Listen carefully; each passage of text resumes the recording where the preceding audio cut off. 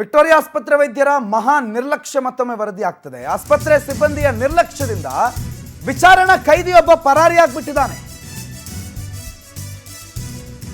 ವಿಕ್ಟೋರಿಯಾದ trauma ಸೆಂಟರ್ನಿಂದ ಕೈದಿ Chandrashekhar ಪರಾರಿಯಾಗಿದ್ದಾನೆ. ಡಿಐಜಿಪಿ ಭೇಟಿ ಕೊಟ್ಟು ಪರಿಶೀಲನೆ ನಡೆಸುತ್ತಿದ್ದಾರೆ. ಸೋಮಶೇಖರ್ ಆಸ್ಪತ್ರೆಯ ಕೈದಿ ವಾರ್ಡ್ಗೆ ಶಿಫ್ಟ್ ಮಾಡದೆ ಜನರಲ್ ವಾರ್ಡ್ಗೆ ಕರ್ಕೊಂಡ್ ಬಂದಿದ್ರಂತೆ ವೈದ್ಯರು. ವಿಚಾರಣಾಧೀನ ಕೈದಿಯನ್ನ ಜನರಲ್ ವಾರ್ಡ್ಗೆ ಶಿಫ್ಟ್ ಮಾಡಬೇಡಿ ಅಂತಂದ್ರು ಕೂಡ ಜನರಲ್ ವಾರ್ಡ್ ಶಿಫ್ಟ್ ಮಾಡಿದ್ದಾರೆ ಆಸ್ಪತ್ರೆ ವೈದ್ಯರು.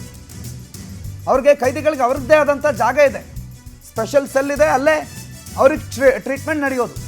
ಏನಾದರೆ ಭಾಳ ಗಂಭೀರ ಸಮಸ್ಯೆ ಇದೆ ಅಂತಂದ್ರೆ ಮಾತ್ರ ICUನಲ್ಲಿ ಚಿಕಿತ್ಸೆ, ಇಲ್ಲ ಅಂತಂದ್ರೆ ಕೈದಿಗಳ ಸೆಲ್ ಇದೆ, ಆ ಸೆಲ್ಲಲ್ಲೇ ಹಾಕ್ತಾರೆ. ಈ ಚಂದ್ರಶೇಖರ್ನನ್ನ ಜನರಲ್ ವಾರ್ಡ್ ಕರ್ಕೊಂಡ್ಬಂದಿದ್ದಾರೆ. ಸಾಮಾನ್ಯ ರೋಗಿಗಳು, ಅವ್ರು ಯಾರೇನು ಕ್ರೈಮ್ ಮಾಡಿ ಜೈಲಲ್ಲಿರೋ ರೋಗಿಗಳಲ್ಲ ಅವರು.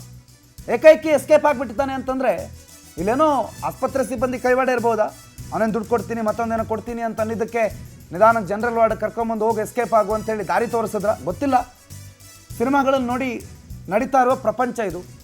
ಪೊಲೀಸ್ ಅಧಿಕಾರಿಗಳು ಬಂದಿದ್ದಾರೆ, ಪರಿಶೀಲನೆ ಮಾಡ್ತಿದ್ದಾರೆ. ಬಟ್ ಕೊಳ್ಳೆ ಹೊಡೆದ ಮೇಲೆ ಬೀಗ ಹಾಕಿ ಏನು ಪ್ರಯೋಜನ?